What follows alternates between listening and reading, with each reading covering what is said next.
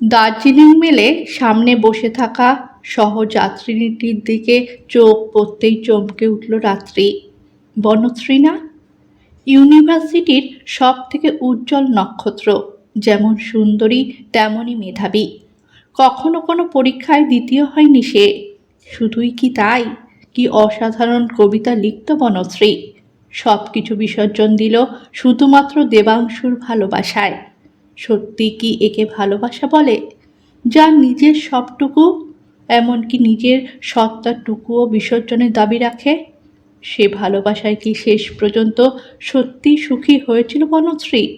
এই প্রশ্নের উত্তর কারোর জানা নেই, কারণ কাউকে কোনো প্রশ্ন করার সুযোগই না দিয়ে হঠাৎ কোথায় যেন হারিয়ে গিয়েছিল বনশ্রী, সঙ্গে দেবাংশুও।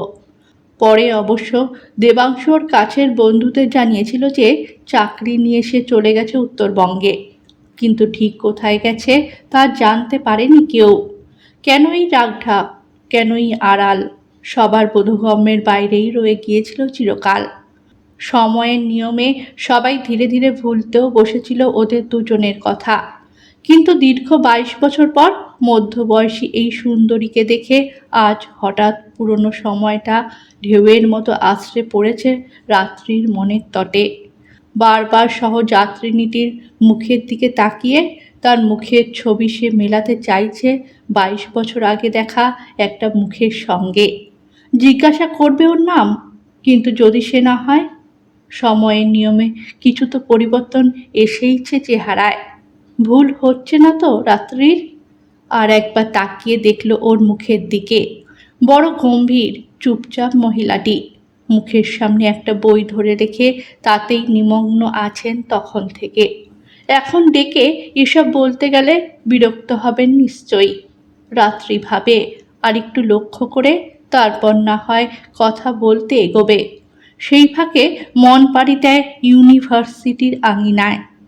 ইউনিভার্সিটির যে কোনো অনুষ্ঠানে বনশ্রীর পারফরমেন্স নজর কাটত সবার। অনুরাগীর সংখ্যাও নেহাত কম ছিল না তার, কিন্তু সে মিষ্টি করে এড়িয়ে চলত সবাইকে, কারণ তার মন জুড়ে তখন যে শুধুই দেবাংশু। দেবাংশুর আচরণে কিন্তু সবাই বুঝতে পারত যে বনশ্রীর এত প্রতিভার ভার সহ্য করতে পারে না সে। স্ত্রীর প্রতিভা নিজের থেকে বেশি হলে তা বোধহয় আজকের দিনেও খুব সহজে গ্রহণযোগ্য হয় না অনেক স্বামীর কাছেই। এক্ষেত্রেও সমস্যাটা হয়েছিল ঠিক সেই জায়গাতেই। যদিও তাদের বিয়েটা হয়নি তখনও।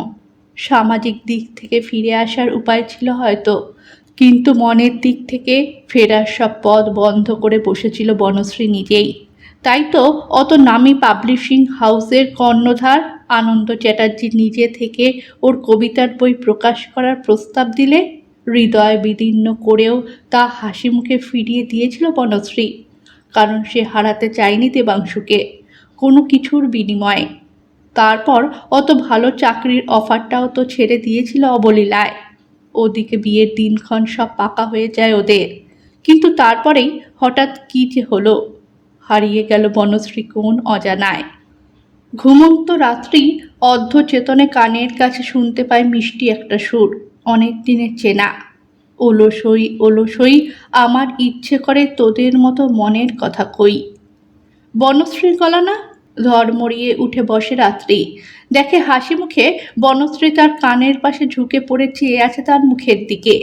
ওকে উঠতে দেখে বলে, কিরে রাগ করলি ঘুম ভাঙালাম বলে? কোথায় যাচ্ছিস একা একা?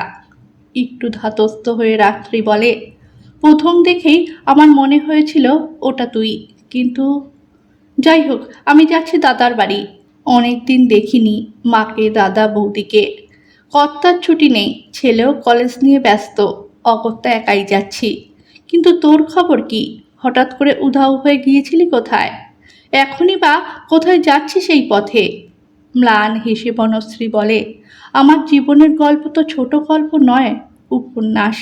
তাই অপেক্ষা করেছিলাম এতক্ষণ। ট্রেনের বাকি যাত্রীরা সবাই ঘুমিয়ে পড়লে নিরিবিলিতে বসে তোকে শোনাবো বলে। কৌতূহল ভরে বনশ্রীর মুখের দিকে তাকিয়ে থাকে রাত্রি। বনশ্রী বলে চলে তার জীবন কথা। আমার আর দেবাংশুর বিয়ের যখন সব ঠিকঠাক, তখনই জানতে পারি ঘটনাটা। তোরা তো জানতিস আমাদের বাড়িতে নিয়মিত যাতায়াত ছিল দেবাংশুর। সেই সূত্রেই ওর সঙ্গে পারুলের আলাপ। পারুল আমার মামাতো বোন। গ্রাম থেকে কলকাতায় এসেছিল আমাদের বাড়িতে থেকে কলেজে পড়বে বলে। ভর্তিও হয়েছিল, কিন্তু পড়াশোনায় তেমন মন ছিল না ওর। অবশ্য আমার থেকে অনেক বেশি সংসারী ছিল ও। ঘরোয়া গৃহকর্ম নিপুণা, ঠিক যেমনটা চাইতো দেবাংশু। কখন যেন খুব কাছে চলে এসেছিল দুজনে। জানতে পারিনি শুধু আমি, হয়তো জানতে চাইওনি। আমার ঘুম ভাঙল সেদিন, যেদিন ওপরের সিঁড়ির ঘরে উঠতে উঠতে শুনতে পেলাম ওদের কথোপকথন। দেবাংশু বলছিল, এখন আর কিচ্ছু করার নেই পারুল, তুমি নষ্ট করে দাও এই সন্তানকে। একথা সত্যি যে বনশ্রীর কাছে রাত দিন হেরে যেতে যেতে ক্লান্ত আমি। একদিন আঁকড়ে ধরেছিলাম তোমায়, শান্তির আশ্রয় খুঁজেছিলাম তোমার কাছে। কিন্তু তারপর বনশ্রী চাকরি, বই বের করার অফার সব ছেড়ে দিল আমার জন্য। আর আমার বাড়ির লোকেদেরও ওকে খুব পছন্দ। ওর বদলে তোমাকে তারা মেনে নিতে পারবে না কখনোই। পারুল কান্না ভেজা গলায় জানতে চেয়েছিল, আর তুমিও কি আর মেনে নিতে পারছো না আমায়? পা দুটো থরথর করে কাঁপছিল আমার। কোনো মতে সে দুটোকে টেনে নিয়ে গিয়ে ওদের সামনে দাঁড়াই। নিজেকে শক্ত করে দেবাংশুর চোখে চোখ রেখে বলি, পারুলকে আর তোমাদের সন্তানকে স্বীকৃতি দিতে হবেই তোমায়। দরকার হলে অনেক দূরে গিয়ে ঘর বাঁধবে তোমরা, কিন্তু ওদের অস্বীকার করতে দেব না আমি তোমায়। রাত্রি স্তম্ভিত হয়ে জিজ্ঞাসা করে, তারপর চলে গেল ওরা দূরে কোথাও? বর্ণশ্রী বলে, শুধু ওরা নয়, যেতে হলো আমাকেও। খুব ভয় পেয়েছিল পাগলিটা। দেবাংশুর সঙ্গে একা যেতে আর ভরসা পাচ্ছিল না বোধ হয়। ঠিক ছিল ওদের সন্তান পৃথিবীতে আসা পর্যন্ত ওদের সঙ্গেই থাকবো আমি। ভাবলাম এই অবস্থায় মনে একটু বল পাবে মেয়েটা। রাজি হয়ে গেলাম যেতে। মনে মনে ক্ষমা করে দেওয়ার চেষ্টা করতে লাগলাম দেবাংশুকে, যদিও খুব সহজ ছিল না কাজটা। আরও কঠিন ছিল আমার পক্ষে ওকে ভুলে যাওয়াটা। তবুও চেষ্টা করতে থাকলাম প্রাণপণ। শিলিগুড়ির একটা স্কুলে চাকরি জোগাড় করে ফেলল দেবাংশু। বাড়িতে মাকে জানিয়ে দিল, ওদেরকে নিয়ে পাড়ি দিলাম অজানার পথে। ওখানেই ছোট্ট সংসার গড়ে উঠল ওদের। কিন্তু সব কিছু ঠিকঠাক থাকলেও কোথায় যেন ওদের সম্পর্কের সুরটা কেটে যাচ্ছিল বারবার। নিজের থেকে স্ত্রীর পরিচিতি বেশি হলে তা মেনে নেওয়া হয়তো কঠিন, কিন্তু অন্য মহিলার ক্ষেত্রে সে যত বেশি সুন্দরী, মেধাবী, গুণের অধিকারিণী হবে, ততই পুরুষের কাছে তার গ্রহণযোগ্যতা বাড়ে। এ কথাটা বুঝলাম দেবাংশুকে দেখে। পারুলকে বিয়ে করার কিছুদিন পর থেকেই সে আমার প্রতি নতুন করে অনুরক্ত হতে শুরু করলো। ব্যাপারটা গ্রামের সহজ সরল মেয়ে, শহরে মানুষদের চালচলনে অনভিজ্ঞ পারুলেরও নজর এড়ালো না। যদিও সে এ নিয়ে কখনো কিছু বলতো না মুখে, কিন্তু আমি বুঝতে পারতাম। ঠিক করলাম একটু দূরে কোথাও চাকরি নিয়ে চলে যাব ওদের সংসার থেকে। কিন্তু ওপরওয়ালার প্ল্যানটা ছিল সম্পূর্ণ আলাদা। কি হলো তারপর? তুই কি তাহলে থেকেই গেলি ওখানে? আর পারুল? এক নিঃশ্বাসে প্রশ্নগুলো করে ফেলে রাত্রি। বনশ্রী ম্লান হেসে বলে, পারুলের প্রেগনেন্সিতে কিছু কমপ্লিকেশন ছিল। সন্তানের জন্ম দিতে গিয়ে আমাদের সবাইকে ছেড়ে চলে গেল মেয়েটা। একটা দীর্ঘশ্বাস ফেলে আবার বলতে থাকে সে, পারুলের একটা মেয়ে হয়েছিল। পারুলের ইচ্ছা অনুযায়ী আমি নাম রাখি মেয়ের উন্না। আমার যত্নেই একটু একটু করে বড় হতে থাকে উন্না। ইতিমধ্যে আমি ভুলেই যাই চাকরির অ্যাপ্লিকেশনের কথা। মনে পড়ে কাশিয়াং কলেজ থেকে আসা জয়নিং লেটারটা দেখে। জয়েন তো করব, কিন্তু উন্নাকে ছেড়ে যাব কিভাবে? মনের মধ্যে তোলপাড় শুরু হলো। পড়লাম মহা সংকটে। দেবাংশুর সঙ্গে কথা বলতে গেলে ও উন্নার দায়িত্ব একা নিতে রাজি হলো না। আমাকে বিয়ের প্রস্তাব দিল, কিন্তু আমি বলেছিলাম, যে সম্পর্ক, যে বিশ্বাস একবার ভেঙে গেছে, সেই সম্পর্ককে আজ প্রয়োজনের খাতিরে আবার জোড়া লাগানো উচিত নয়। তাতে ফাটলটা রয়েই যাবে, আর পরে কখনো সেই ফাটল বরাবর আবার বিচ্ছিন্ন হয়ে যাব দুজনে। কি করব ভাবছি। ঠিক সেই সময়েই একদিন পারুলের ঘর গোছাতে গিয়ে হাতে পেলাম একটা চিঠি। ওর লেখা শেষ চিঠি।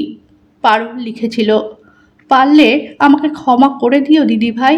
তোমাদের দুজনের মধ্যে এসে গিয়েছিলাম আমি, কিন্তু বিশ্বাস করো, তোমাদের সম্পর্কের ব্যাপারে কিছুই জানতাম না আমি। পারলে একটা কথা রেখো আমার।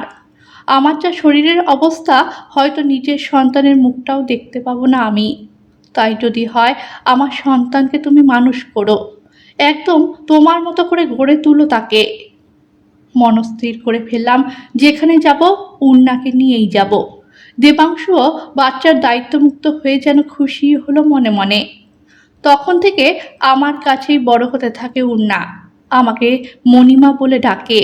দেবাংশু প্রথম প্রথম মেয়ের সঙ্গে মাঝে মধ্যে দেখা করতে এলেও পরে সে আবার বিয়ে করে সংসারী হয়, আর এদিককার বাঁধনও আলগা হতে থাকে। আর তুই, তোর সংসার হলো না? তোর কবি হওয়ার স্বপ্ন সব মিথ্যে হয়ে গেল? রাত্রির চোখে হতাশার অন্ধকার। বনশ্রী হেসে বলে, যার যা প্রাপ্য তা থেকে তাকে বঞ্চিত করবে সাধ্য কার? উন্নাই আমাকে সব ফিরিয়ে দিয়েছে। আমাকে লুকিয়ে কবে আমার পুরনো ডায়েরি থেকে কবিতাগুলো নিয়ে আনন্দ চ্যাটার্জিকে পাঠিয়েছে। জানিস, উনি এখনো আমার কবিতার বই প্রকাশ করতে কতখানি আগ্রহ দেখালেন। তারপর কিভাবে যেন স্বপ্নের মতো হয়ে গেল সব কিছু। আজ আমি কলকাতা বইমেলা থেকে ফিরছি, নিজের প্রথম বইয়ের আনুষ্ঠানিক উদ্বোধন অনুষ্ঠানে যোগদান করে। উন্নার পরীক্ষা চলছে, তাই আসতে পারিনি, কিন্তু ফোনে সব খোঁজ খবর নিয়ে গেছে সারাক্ষণ। ট্রেন তখন নিউ জলপাইগুড়ি ছুঁই ছুঁই। রাত্রি জানতে চায়, তোকে তো এখান থেকে কাশিয়াং যেতে হবে, একাই যাবি না কেউ আসবে নিতে? বনশ্রীর গাল দুটোতে যেন সূর্যোদয়ের লাল আভা ছড়িয়ে পড়ে হঠাৎ। সদ্য যৌবনের লাবণ্য ঝরে পড়ছে যেন ওর মুখ থেকে। চোখ দুটো একটু নামিয়ে হেসে বলে, প্রদীপ্ত কি একা ছাড়বে আমায়? ঠিক চলে আসবে নিতে। কে প্রদীপ্ত? বিশেষ কেউ? বনশ্রী বলে, বিশেষ তো বটেই, ও তো চিরকালই বিশেষ ছিল, সবসময় পাশে থেকেছে আমার। আমি নতুন করে ভাবার সাহস পাচ্ছিলাম না ঠিক, আর সময়ও। অবশেষে উন্নাই একদিন আমাদেরকে ডেকে অভিভাবকের মতো আমাদের 4 হাত এক করে দেওয়ার প্রস্তাব নিল। প্রস্তাব মানে আদেশও বলতে পারিস, ওর কথা ফেলার সাধ্য আমার নেই। আর প্রদীপ্ত তো আগে থেকেই রাজি ছিল। উন্নার পরীক্ষা শেষ হলে সামনের মাসেই এক হচ্ছি আমরা। রেজিস্ট্রি করে একটা ঘরোয়া অনুষ্ঠান করব ভাবছি। তোর আশা কিন্তু চাই। ট্রেন থামে নিউ জলপাইগুড়ি স্টেশনে। বনশ্রীর মুখে নববধূর মতো সলাজ লাবণ্য আর উপচে পড়া সুখ দু চোখ ভরে দেখতে দেখতে ট্রেন থেকে নামে রাত্রি। ওর দাদা এসেছে ওকে নিতে, আর বনশ্রীকে নিতে এসেছে প্রদীপ্ত। বনশ্রী রাত্রির সঙ্গে আলাপ করিয়ে দেয় ওর। ভদ্র মার্জিত বিনয়ী প্রদীপ্তকে দেখে রাত্রি ভাবে, এমন মানুষকেই তো বনশ্রীর পাশে মানায়। রাত্রিকে তখনকার মতো বিদায় জানিয়ে এগিয়ে যায় ওরা। কিছু দূর গিয়ে পিছন ফিরে তাকায় রাত্রি, ভাবে একবার যেতেই হবে ওদের বাড়ি, উন্নাকে দেখতে, বনশ্রীর ছোট্ট সুখের নীড়টাকে দু চোখ ভরে দেখে আসতে। মনটা খুব হালকা লাগছে আজ রাত্রির। জীবনের কয়েকটা বছর নষ্ট হলেও শেষ পর্যন্ত জয়ী হয়েছে বনশ্রী। ভুল মানুষ, প্রতিকূল পরিস্থিতি, কোনো কিছুই আটকে রাখতে পারেনি তাকে। সব প্রতিকূলতা কাটিয়ে নিজের স্বপ্নকে সত্যি করে সুখী হয়েছে সে। পাশে পেয়েছে প্রদীপ্ত আর উন্নার মতো মানুষদের। এটাই তো হওয়ার ছিল, এটাই তো হওয়ার ছিল। বনশ্রী হাঁটতে পারে না, ও যে চিরদিনই প্রথমা। গল্পটা ভালো লাগলে চ্যানেলটাকে সাবস্ক্রাইব করবেন।